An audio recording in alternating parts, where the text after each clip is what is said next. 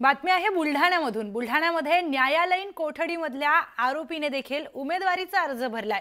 Police संरक्षणामध्ये येऊन निवडणूक अधिकाऱ्यांसमोर या आरोपीने अर्ज भरलाय।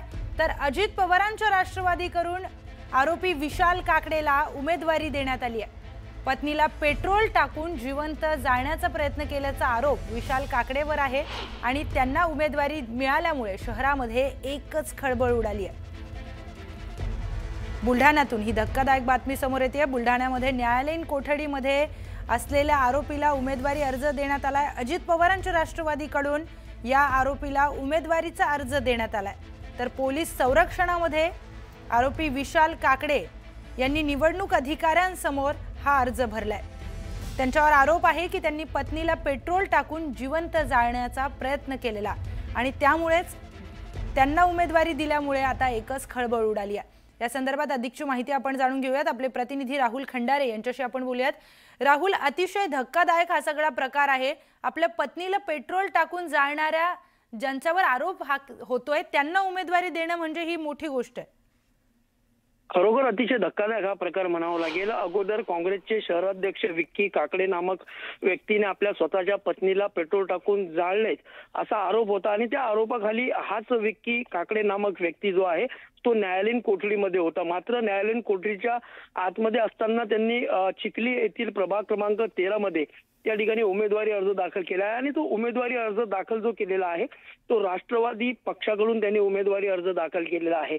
न्यायालयीन कोठडीमधून त्या आरोपीला अर्ज दाखल करण्यासाठी त्या ठिकाणी पोलीसही त्यांच्या सोबत त्या ठिकाणी आले होते। मात्र एका मोठ्या पक्षाकडून, सत्ताधारी पक्षाकडून जर का अशाच गुन्हेगारी प्रवृत्तीच्या लोकांना उमेदवारी जर का मिळत असेल तर या ठिकाणी संताप व्यक्त होतोय। अतिशय धक्कादायक आणि संतापजनक ही घटना बुलढाण्याच्या चिखली या शहरामध्ये घडली असल्याचं समोर आलं आहे। निश्चितच राहुल, धन्यवाद आपण दिलेल्या सविस्तर माहितीसाठी। या सगळ्या घडामोडींसह एक छोटासा ब्रेक। पाहत रहा न्यूज 18 लोकमत। हॉटेल पॉलिटिक्स बघायला मिळतंय।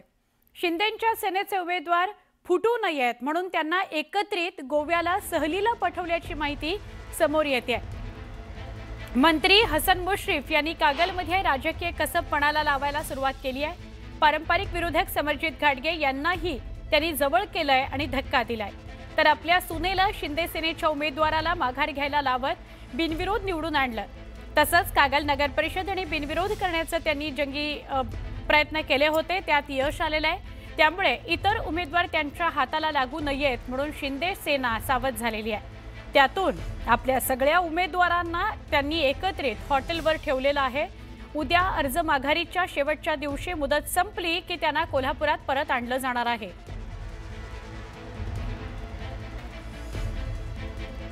काही उमेदवारांना सहलीला घेऊन गेलेले आहे शिंदे गट, विड्रॉ करू नये किंवा त्यांच्यावर दबाव येऊ नये म्हणून।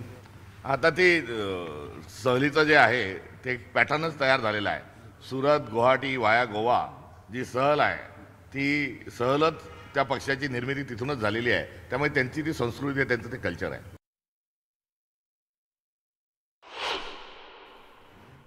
आमचे प्रतिनिधी ज्ञानेश्वर साळोखे यांच्याशी आपण थेट बोलूया। ज्ञानेश्वर, काय सांगशील, कागलमधली निवडणुकीची रंगत खूप वाढली आहे या सगळ्यामुळे?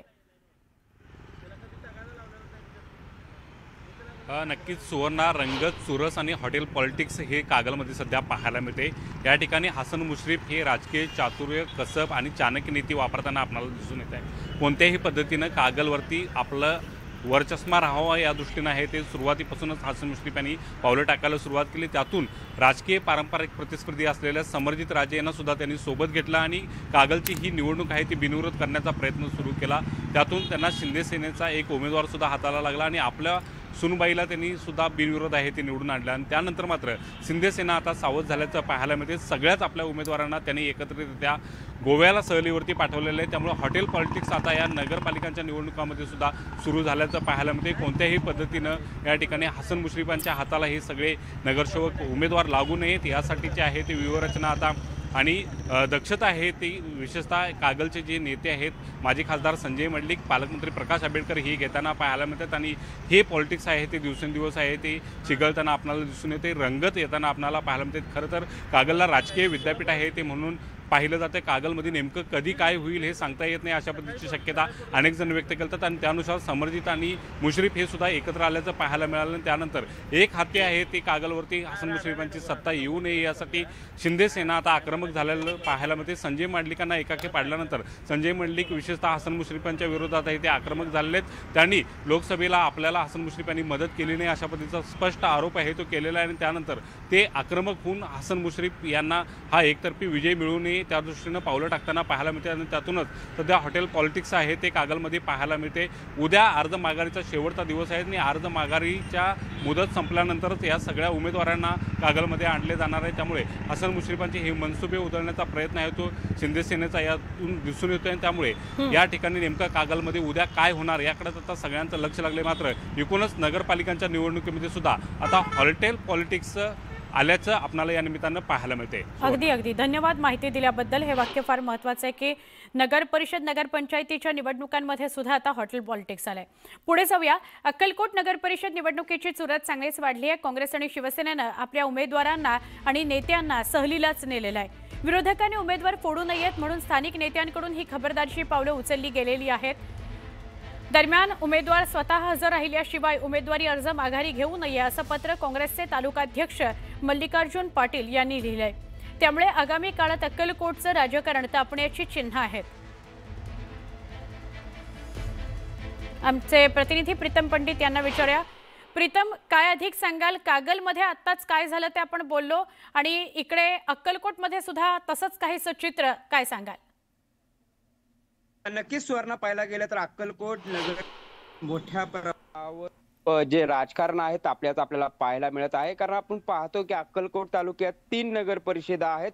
त्या 3 नगर परिषदापैकी अक्कलकोट आणि दुधनी जी नगर परिषद आहे त्यातील काँग्रेस आणि शिवसेना शिंदे गटाचे जे उमेदवार असतील त्यांना कुठेतरी अज्ञातस्थळी नेल्याचं जे काँग्रेसचे जे तालुका अध्यक्ष आहे मल्लिकार्जुन पाटील यांनी सांगितलेलं आहे. कारण आपण पाहतोय की एकीकडे भाजप आहे, भाजपकडून जे भाजपचे जे आमदार आहेत सचिन कल्याण शेट्टी यांचे जे बंधू आहेत त्यांना उमेदवारी देण्यात आली आहे आणि त्यांच्याच विरोधात काँग्रेस असेल आणि शिवसेना शिंदे गट असेल यांच्यात लढत होणार आहे. ही लढत कुठेतरी गोंधळ होऊ नये किंवा राजकीय दबाव येऊ नये यासाठी आता त्यांना अज्ञातस्थळी घेऊन जाण्यात आलेलं आहे. आपण पाहतोय की अक्कलकोट नगर परिषदेवर सध्या तरी जे तिरंगी लढतीचं सावट आहे आणि अर्ज माघारी घेण्याची 21 तारीख आहे. त्यामुळे या 2 दिवसात खबरदारीचा उपाय म्हणून कुठेतरी काँग्रेस असेल किंवा शिवसेना शिंदे गट असेल यांनी आपले जे उमेदवार आहेत ते अज्ञातस्थळी सहलीला हरवलेले आहेत.